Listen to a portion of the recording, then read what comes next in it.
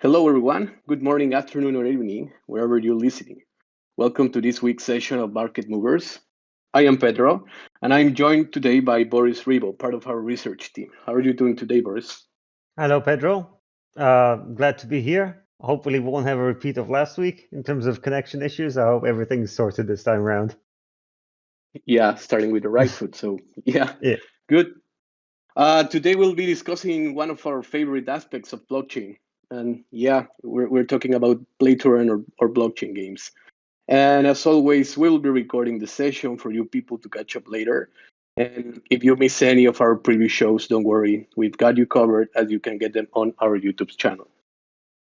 Okay, so which blockchain games to pay attention during the bear market?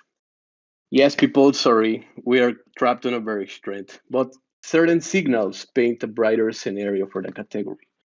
But let's try to understand why. And we'll get to know which games, but first we need to understand what's happening at a macroeconomic level. The global scenario, specifically the war in Ukraine, has also affected one of the most important verticals of the DApp industry, which are games. The industry in general is undergoing a downward trend where the usage is down, and that is also reflected in the games category. Although the daily activity in game dApps fell around 12%, we are still measuring more than 1.1 million daily active wallets connected with game dApps. The usage is down, but what else can we see from the macro level, Boris? Uh, we have major developments in. Sorry, go on. Yeah, just looking at the script. Uh, We have developments in virtual worlds, which spearheaded in the NFT worlds. The floor price has surged over 250%, reaching to 12 ETH and amassing over 50 million monthly sales. Furthermore, we had major investments into gaming infrastructure from venture funds, particularly 720 million raised just in February alone by Animoca Brands becoming a leading player. And as far as games, not everything is doom and gloom. We have Splinterlands, which is consolidating itself as to be a premier DApp, having over 310,000 daily wallets connected on average, and is also partnering with Warner Music, which also has a games division. Particularly, if memory serves me right, they own the rights to the Batman series, Harry Potter, and Lord of the Rings. Yeah, these are very important signals. And one thing to consider also is like games are also caught in the very trajectory and in the very trend. And this is something that is reflected also in the tokens. The metaverse and game tokens did not have a good month. We see cryptocurrencies like Bitcoin, Ethereum, and the important layer one solutions like caught in a good trend in a good fall, but especially metaverse and game tokens have not performing quite well. Since the Meta announcement that happened last November, tokens like Sand, Mana, Gala, Arfox, and all those representing the metaverse narrative surge and reach all-time highs. However, if we see the charts of Bitcoin and Ethereum, we are still fluctuating into between levels in 38 to 43,000, which are constant. However, not all the cryptos have been reacting the same way, and this is something that we are seeing in the metaverse tokens. But still, like the global scenario, the war in Ukraine is affecting the whole market. So it's important to acknowledge and remember that these projects, especially games and metaverse projects, are built for the long run. So even though the price action is not the best in the short term, let's remind us ourselves that these are built for the long run. So let's not get desperate about them. And Um, Sorry, go yeah, on. no, go. I was actually a bit surprised at the strong correlation between the tokens for games worlds like Mana and Sand. to be strongly correlated with the decreasing price of Bitcoin, because I thought that they have more of a use case scenario, and people are playing games. They're interacting with Sand. Same thing as Decentraland. People are playing and interacting with the world. So I thought there would be a lot more demand for the token. There will be a greater price action and potentially be a safe harbor from the downwards trend that Bitcoin was caught itself in. But unfortunately, that was not the case. But And still, that's a good observation actually. Like, why are, even though these games entail a high utility, why are they still trapped in this bear trend? And to be honest, like, there's no correct answer to this. It's pure theory. But people in negative trends probably start to flee and look up for safer assets, and which in cryptocurrencies are, of course, Bitcoin, Ether, and stablecoins. So the sell pressure also plays a role in here, and it's only in bearish trends, like when the market is actually growing, when we can see projects exploding in terms of price action. So I think that's the theory that I have of why the bear trend has affected even more the games, because people in the end want to, they're look up for safer assets, in my opinion. yeah, I guess that makes sense because games are still getting developed. Games still are unconsolidated in that regard. So people need something that has a recorded price history and a lot more presence. Yeah, exactly. But still, in the long run, they carry a good amount of utility. So yeah, it's important to consider. And actually, not about price to be, not about time to get involved, as the price are low. So good. And you mentioned also important from the macro perspective, the amount of capital invested, because we also see important players shaping out. What do you mention? Like 700 million, was it? Yeah, 720. Okay, and to put in perspective, last year we measured like 4 billion invested into blockchain games and infrastructure. And between January and February, we already have almost two. So even though last year was a record-breaking year for the amount of capital invested into blockchain games and their infrastructures, 2022 started with the foot on the pedal, almost half of what was collected last year. And we see an important player standing out, which is Animoca Brands. Um, what what's your opinion on Animoca Brands? Why are they becoming so important in this space? Uh, well, Animoca brand have been previously trying to work with Ubisoft, and they've become a critical player in the Web3 industry. They themselves are, just for those who don't know, they're um, financed by a Hong Kong-based VC type organization with a Yeah, valuation of over 5 billion. And they have become a strategic player in the blockchain developed projects. yeah, exactly. So they are a venture capital type of organization, as you said, and they actually have been in receiving money, as you said. Like, they have raised over 400 million at a 5 billion valuation, which is insane already. And they also been getting more active in terms of cooperating and investing into blockchain projects themselves.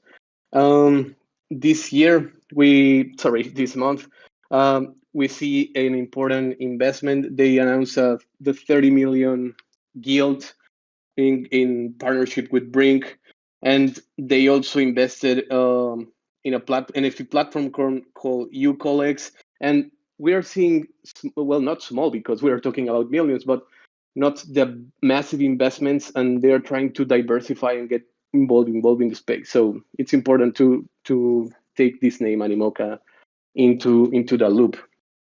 And also we see another important investment, right? The Polygon one. What can you tell us about that?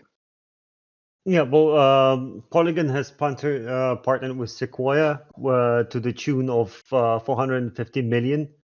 Well, Um, well, $450 million.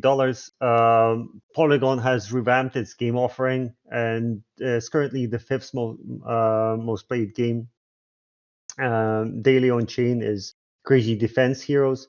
Plus, there are a lot of the side chain is the fourth largest network in terms of game activity, including other chains like Hive, Wax, and BNB. And it's home to Sandbox, Pegasus, and Aavegotchi, Fear, Phantom Galaxies, and the list goes on. There's a lot of things going on with it. yeah, actually, Polygon is being very, very active in terms of games.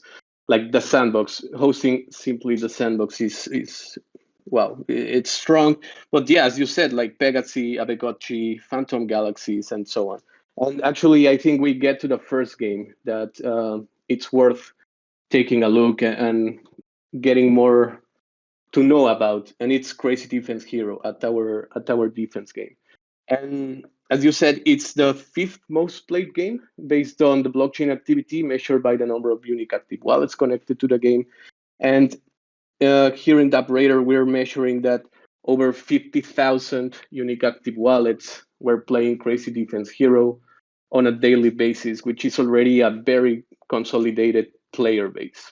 It's Polygon, and it's actually one of the blockchain games that are available on mobile, but it's also, to be honest, very engaging and entertaining. Like myself, I enjoy playing tower defense games, and I think Crazy Defense Heroes has nice graphs. It has nice action. It's very dynamic.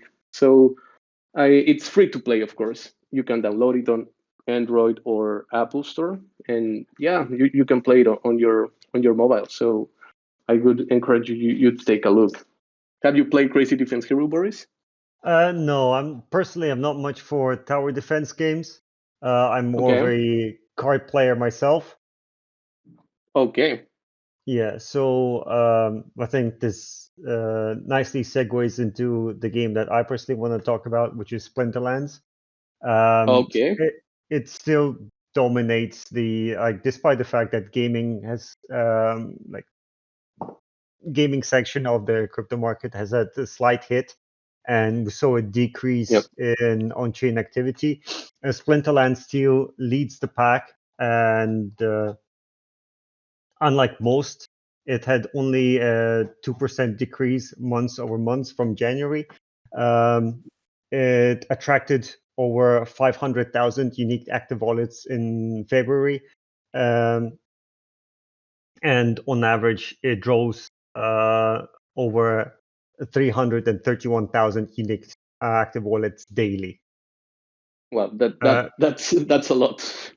yeah, the game is immensely popular, and no wonder that this kind of activity got the eye of Warner Music Group, who they produce a lot of music. They're also part of Warner Games, and they, as previously mentioned, they own franchises like the Batman games, which they're famous for. There was a Lord of the Rings game that they released, and Harry Potter, yeah, big franchise. Like, yeah, Harry Potter as well. As far as I heard, they're also making an MMO based on Harry Potter. So, but one thing that they do not have is a card game. And card games, although they're a very niche audience, like people who do play them, I would say, well, they spend a lot. I can speak from personal experience, like playing Magic the Gathering, Hearthstone, and Gwent, and many other games. Once I get into that game, you have to buy your card packs. You have to, sometimes you can buy some cosmetics and whatnot. And if you want to stay relevant on a competitive level, sometimes you also have to buy the most competitive cards and whatnot. The coolest thing with Splinterlands as every the cards are very affordable, and they've successfully reached 700 million Chaos Legions packs sold, which is a major milestone for them. yeah, Uh, An interesting part of their design is that no cards are redundant, which is a big problem with a lot of card games. So even the most basic cards, they once they get updated, they become relevant again. So it's very useful to get into your card, like hold on to the cards that you already have. As far as price and economics are concerned, what I also find very attractive in them is that you don't need a major budget of like thousands or Ah, multiple hundreds to get into the game.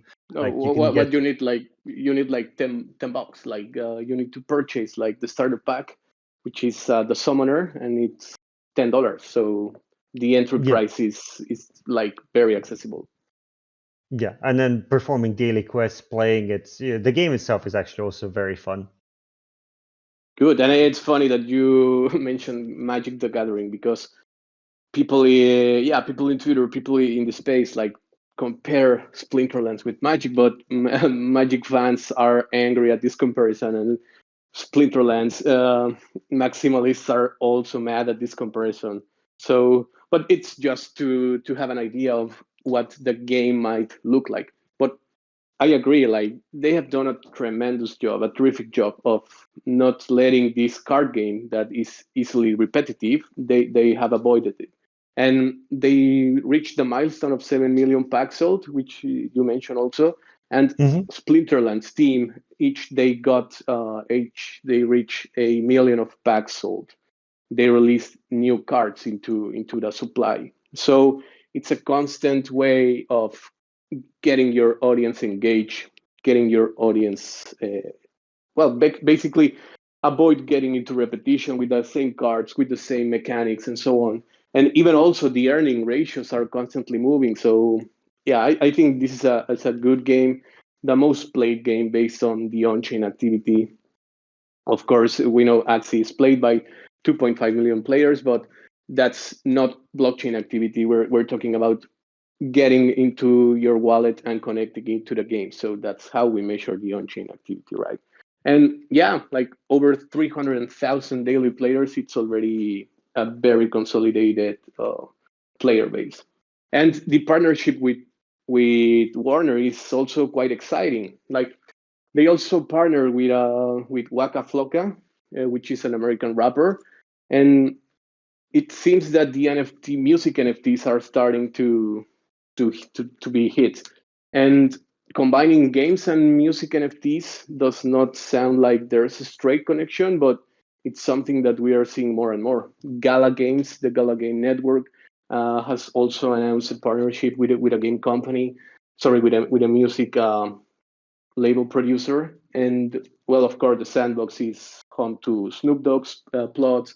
There are also Three Lau, Steve Aoki. So even though there's no straight connection, music and game NFTs are also exploring this model, which is exciting, I guess, and also important for the metaverse narrative. Well, Okay, so yeah. I was just gonna say it's not that unheard of. I mean, there are some collections that I've covered previously. I mean, Hate Prime. They also had a in-house music producer who was making soundtracks. Azuki was also partnering and was seeking to promote local musicians. If I remember, Lives of Asuna had a dedicated Mhm. soundtrack recorded just for the collection itself, which, if you own the NFT, you also have the privilege of listening. So I don't think it's that much of a stretch. The question is, how would they implement it in terms of, NFTs and Warner Bros. Music Group? Or they create a separate soundtrack or a whole uh, I don't know, discography that you can access if you're holding an NFT. That would be interesting to speculate.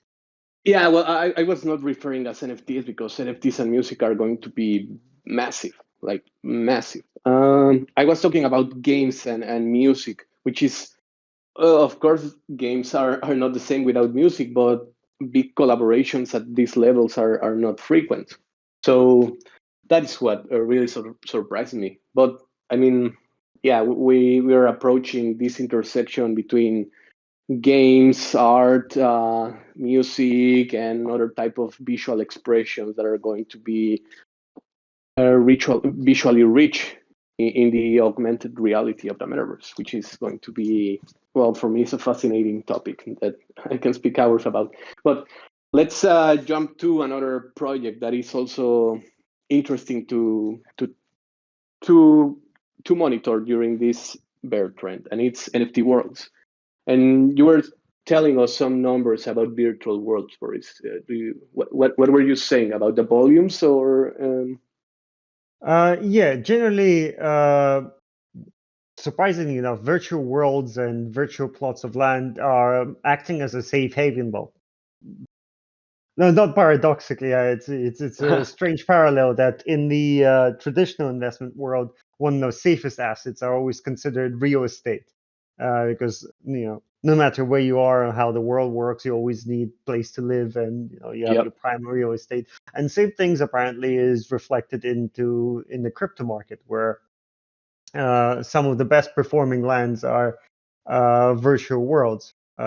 We've seen the peak volumes have been in November, reaching around 254, and have been Yeah. slowly decreasing. But despite everything, they've had over 129 million invested into them. So they've acted as a safe haven up until this point. Or so Yeah. NFT. If you No, sorry, no. narrative that goes into the metaverse and so on, but it's also interesting to see how well on first how these lands, as you say, they are becoming safe assets in this digital world as we have real estate in the physical one. These NFT lands are also becoming safer assets than most other investments, which is very interesting. And also, we see how projects and virtual lands with different types of utilities are also becoming appreciated because the first wave, the first FOMO cycle, yeah, englobed basically the OG projects, the Sandbox, Decentraland, Somnium Space, some plots in Ember Sword and other games that were already existing. But since then, we see a new wave of virtual lands getting visible. And that the one that I was mentioning first, and it's one game that everyone should know about, is NFT Worlds. And NFT Worlds is a virtual world consisting of 10,000 land NFTs that allow their owners to customize their parcels and basically build any kind of gaming experience inside them, right? And the most interesting part is that the ecosystem that they are using, the engine, is the one used by Minecraft. Like, wow, one of the most played games, if not the most played game ever.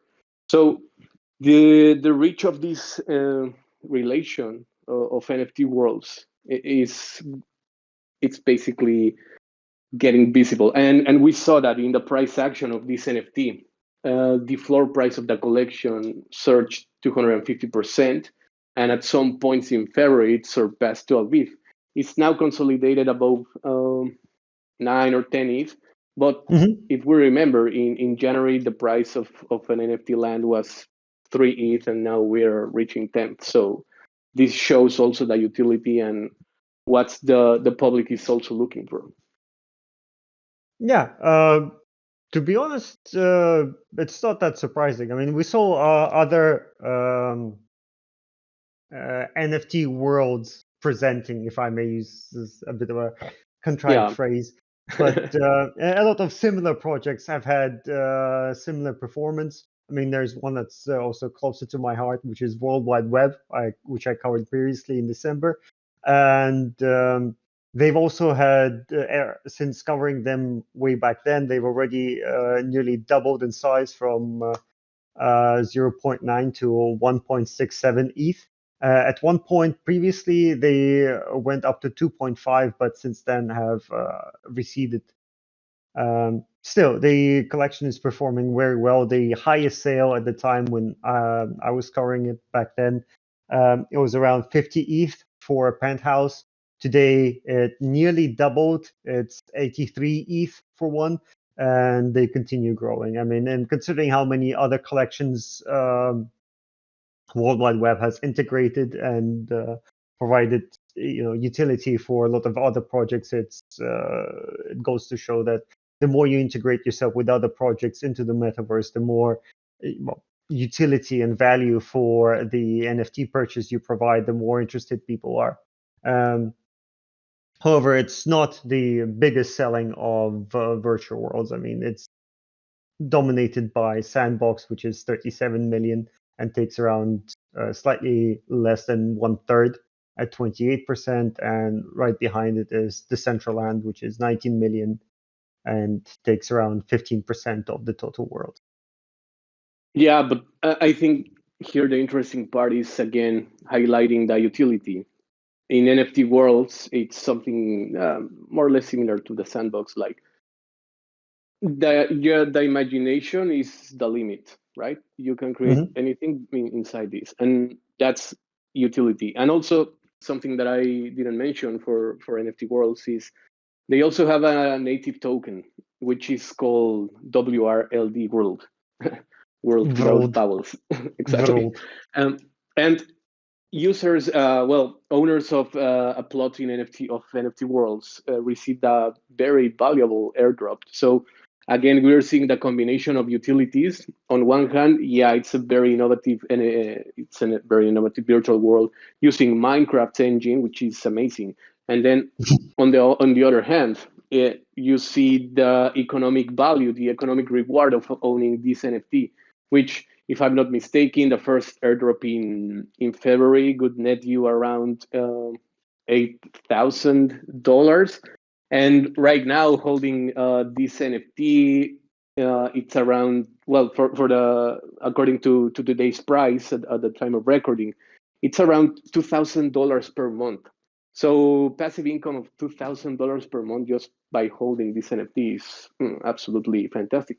And I think the Mm-hmm. same happens. Well, of course, not the same, but similar things happening in Webland, where the utility presented by this virtual world is the innovation of interoperability. You said that there are hundreds of projects already collaborating. Like it doesn't matter if you own a Bored Ape, if you own a Subdog, if you own any other project, you will see your avatar portrayed inside a pixelated world of web, which basically it's creating a community, a gaming community, merging avatars and NFTs. So it's getting interesting. It's getting interesting, and yeah, virtual worlds. Well, Webland also one game to keep an eye on, but yeah, definitely the pace that was dictated by NFT worlds without a question this month. And another aspect that it's quite positive for the industry is that the top blockchain games are consolidating and are keeping their audience. Yeah, of course, the usage decreased, but that's also what we saw in the industry in general, and well, in all markets. But we see 15 to 20 games that are already in a very good shape, attracting more than 20,000 to 10,000 unique active wallets per day, which is already a very established project. It has a very solid player base. And I mean, the outlook for the industry is fantastic. We are seeing more capital invested, which is great. So I want to stop here and see if anybody from the audience has any question or comment. Feel free to shoot. Well, while people are thinking something, I'd like to jump on the point of consolidating the market. I think it's very good because I mean we've been doing this for many months now, and like in the past couple of weeks that they've been talking about games and whatnot, we always saw the same faces in the top 3 played games or top 10 played games, and for me personally, it's a very encouraging statistic that be it rain or shine, that the same games are still relevant and people are still playing them. So that to me shows that there is an organic presence. There is a very natural interest in playing those games, and they're weathering the storm really well. So for me personally, that goes to show that when we're going to have a bullish market, the games themselves are going to become a lot more popular, and the markets are going to be expanding a lot more when the good times do come. A more problematic thing would be if every time we speak, then there will be a new game or a new kid on the block, and will Yeah.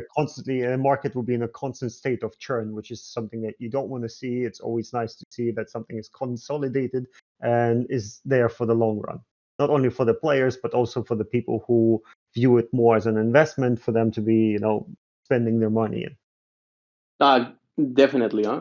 And actually, if you look at the industry, at the game industry last year, it was basically X Infinity and Alien Worlds, and that was it. Well, Upland is one of the games that probably it's less talked about, but it's also keep its player base very well, and it's actually a virtual world as well. In Upland, you act as a digital real estate agent, trading trading real estate in cities. Like they copy cities virtually, like Manhattan, like Chicago, San Francisco, and so on.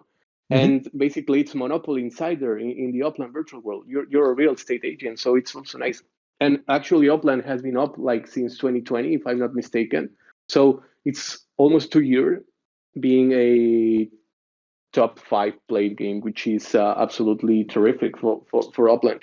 And also we see that again we talked about Alien Worlds and Axie being OGs, but then we saw the next wave of games like Splinterlands and Farmer Worlds and Mobox. And what is great is that we are seeing a third wave, if we can call it that way, or a second wave, as you want to see it, like with Crazy Defense Hero, the Polygon games coming behind, like Pegaxi and Arcade. Pegaxi generating $500 million per month in transaction, which is absolutely good for the industry, more capital flowing. And the BCS games that you were saying, like last year we saw Crypto Blades 1 month up, then the other month collapse, and then we saw another game, BCS game, well BNB game, sorry, uh, Crypto Bay 1 month up and then collapse. And now we see more than 3 or 4 months sustained activity of BNB games, which is also a very positive sign for the growth of the industry in the future. Yeah, and it's also nice to see, just while we're talking, I decided to pull up some statistics how um, NFT games or blockchain games compare to traditional games, because it's always have a good idea to have an eye on the competition. And as we've been talking about Splinterlands, that it has on a daily basis gathers around 330,000 daily players, which is actually a very good statistics. I mean, if looking at Steam charts and Steam aggregates all the games that are playing on it, it will come. It would be the fifth most played game if it was on Steam Wow. on Okay. average players. So Okay. considering, That's and yeah, so the game has some genuinely interested player base behind it. I mean, it is competing with big names like, PUBG, Dota, currently Elden Ring that came out, and there is a big hype around that, and Counter Strike, which has been there since since I was a kid playing Counter Strike. So, yeah, being the fifth most played game is pretty an achievement in of itself. So, putting that into perspective, I think that's the most important part for any video game, is to be a game first. And if you build it, people would come, people would play, and then people would be in part of the economy as well. And if you throw out Axie Infinity, which by the way this month reached an important milestone, Axie Infinity became as NFT collection, the Axie Pets became the first collection to surpass 4 billion in historical trading volume, excluding the artificial activity happening in Lux Rare. But Axie as an NFT has surpassed CryptoPunks, Bored Apes, Art Blocks, Mutants, Sasuke, any other collection. It's been outpaced by Axie Infinity. And if you throw out the 2 million daily players of Axie Infinity, you now have two blockchain games in the top 10 of most played games in the entire world, which is absolutely fantastic. Yeah. I mean, not counting. Unfortunately, Steam doesn't collect the around like the stats around the world, not from China. But I guess if you included China as well, it would have some impressive stats as well. Well, yeah. But I mean, just to put in perspective, Steam is already a very important platform. Of course, there are others, but the population, let's say, the player base active in Steam is it's important. I mean, everybody knows, everybody involved in the gaming space knows what Steam is. So Yeah. it's good. And yeah, just to close, like talking about Axie, important things happening for the game. Probably this is one of the games that was struck the most from well, Alien Worlds decreased 18%, but Axie also showed an important decrease month over month in terms of blockchain activity. And it is probably because there are important things happening in the Axie economy. The earning ratios are changing. This is to disincentivize the bot activity, but also thinking in the long term how the SLP inflation and how Lunacia as a metaverse project will have a deflationary coin right now because the SLP earnings were not sustainable in the long run. So probably they decided to sacrifice more of their short-term activity to create a more sustainable economic environment for Lunacia in the long run. And we're about to see Origin, which will bring more dynamic battles, again, new earning ratios, and it will change. Well, yeah, importantly, the mechanics of Axie. So it's going to be interesting to see how people react to these changes. And also, they have been incentivizing the creators inside Axie. The marketplace has assigned a 1% fee, a royalty fee, which will go to the creators that uses Axie tools. And this is all in all preparing to launch digital lands inside that ecosystem, which it's looking that it will become a true force in the Web3 narrative. So good stuff happening out there. We have a hand raised, Kusley. Yeah, let's invite them. Hey guys, how you doing?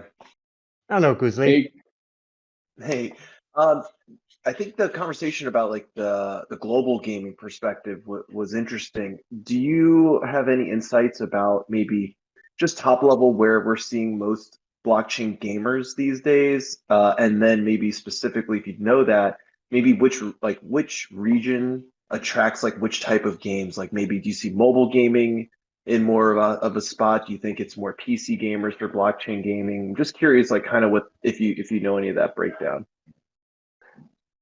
well, to begin with, let's start that last year, the play to earn concept really start to kick in. And we see these the players and the interest coming from emerging economies like Venezuela, or well, the Philippines was big with Axie Infinity, right? But we also see Venezuela, Thailand, Southeast Asia getting very involved in the space. So we reckon that important part of the blockchain gaming community comes from Asia, specifically the southeastern region. But we're also seeing increased activity in Europe. In France, for example, it's an important hub for Splinterlands. And for blockchain games, the founders of the sandbox are French, so the French community is also quite involved. But of course, also in America, United States, Canada, and Mexico, they got high activity in Splinterlands. They have a high activity in the sandbox as well. So it's not coming from a specific region, but it's getting to start diversifying. And in terms of the platform use, there are few blockchain games right now available on mobile.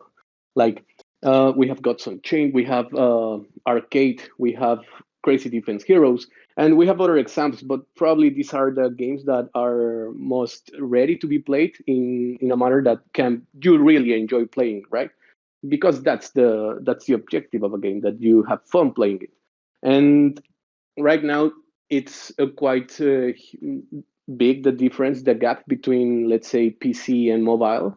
But I think we're going to see that gap shortened in this year. Awesome, thanks. Yeah, it's interesting to see, I guess, where some of the player base is coming and like who's adopting it quicker, because that can also, maybe affect some price action or people who are getting into the games, right, and are looking to invest or staking their tokens in there. Yeah, no, it's interesting. Thanks for answering. No, definitely, and thanks for your question. Yeah, actually, that was a very good question. And yeah, I mean, we're seeing diversification, which is great because, yeah, probably at the beginning it was coming from the Philippines. Like half of the Filipinos were our blockchain Right. gaming audience. But now, yeah, we're seeing increased activity all over the place. Interesting to monitor in China. To be fair, we have not accessed that data, but definitely interesting to see what's happening on that country. And yeah, I mean, the Sandbox, Decentraland, and for example, Phantom Galaxies are available on PC or Mac. Also, Blanco's Block Party also available on PC and Mac. These are more, let's say, more evolved game like uh, complete shooter 3D with nice graphs, MMO RPGs that are more for require more computational power also, like from the graphs perspective and so on. So yeah, probably we'll shift more into mobile in the upcoming months, but yeah, we still see a dominant presence of computers. Awesome. Thanks so much. No, thanks for your question, man. Yeah. It's actually a very interesting topic. Since you mentioned a lot of the games would be ported to mobile. Again, I'm not a big mobile player and don't have any games on my mobile. But as far from the games that I've seen, that like mobile audience is a lot more conducive to the kind of games that are released on the blockchain, and they're also a lot more friendlier to the modernization schemes that have been practiced so far on mobile games. Yeah, Um, uh, and no, and there's also like increased interest from well, the big names like Polygon. Polygon Studios has created a branch that it's only going to develop mobile games, or well, not only, but it's going to focus on that regard. Immutable X also has announced that it has plans for mobile, so we're going to see more and more coming. as far as China is concerned, what I also wanted to mention there, I would think, despite that China has an immense gaming market, absolutely just dwarfs everything that we have here in the West or even in Russia and Eastern Europe. But But what do they they do. play? That's What the do they thing. play in China? That's the thing. It's very complicated because I've been looking into this from the traditional investment perspective as well. The Chinese market is oftentimes very impenetrable. They have very strong censorship laws. I mean, people complain that countries like Germany have very stringent laws when it comes to games. There's like China is in a league of its own. They have uh, like moral laws that games should not promote any deplorable behavior. They have some laws depicting skulls, which I personally do not understand that law, but I know a lot of games. For example, Gwent is a game that's like card game that I like playing. They've got a lot of like ghosts and ghouls and skeletons in there, and the art for them has to be changed. Um, and quite recently, they also had a reduction on for the underage audience how many hours they can play video games per day, which I think is limited to like 2 hours, which again Okay. also which also hampers the amount of time that people can play. And as well as China has a very negative political stance on cryptocurrencies. I mean, from not from the people, but from the governmental perspective. Yeah. So it would be very hard. But as far as the Chinese market itself, they mostly have their own games. And if they don't develop games for the internal market, they also like buying, like, for example, the Riot Games. They got acquired by Tencent, and Tencent in and of itself has a stake in a lot of other companies. They've also been partnered with Activision Blizzard for making games and Diablo mobile games, and especially mobile games are also a big thing in China. So wouldn't surprise me that any game that could potentially navigate the hard waters of the Chinese gaming market would reap immense rewards, because people there are very game focused, very much like everywhere else.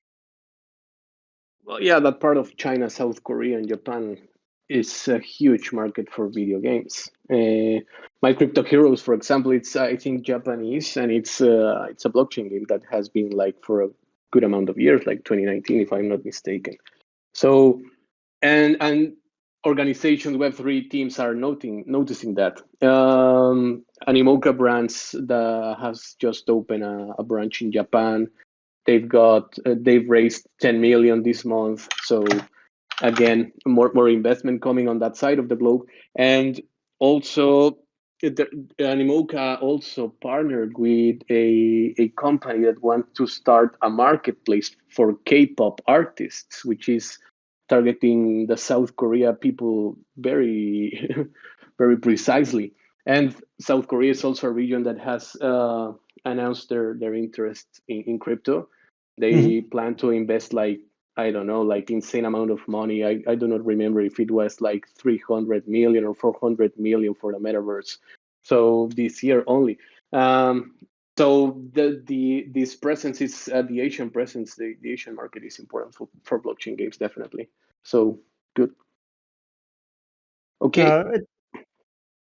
Yeah, I just last thing I was to say, the big difference is, as Kusli mentioned, like people game differently around the globe, and specifically the Asian markets. They not only is the mobile and console gaming more prevalent there than PC gaming, it's also the type of games that they play. I mean, for Yeah, I example, agree. South Korea, they're very big into their MMO. Actually, the whole Asian region is very big into MMOs and strategy games, funnily enough, as opposed to the Western part, which is very big into like shooters and um, RPG games and whatnot. But like the massive multiplayer and metaverse style games would be very quickly adopted in that part of the world, I find. Yeah, it's interesting to also analyze which type of games go accordingly with each region. Yeah, I mean, yeah, it's very interesting, this game category. I really enjoy these events. But yeah, unfortunately, that time has run out. I want to give a big thanks to all of you for your valuable questions and for being active in our community.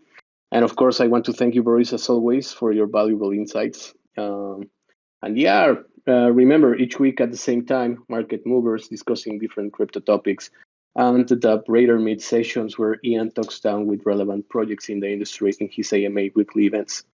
And please also don't forget to subscribe to our newsletter and social media channels on Twitter, Discord, and YouTube. And that would be all for today. Thank you, Boris, and thank you, all of you. Have a nice evening and an amazing weekend. Likewise, thank you very much, and best wishes to all. Cool. Thank you. Bye bye. See you.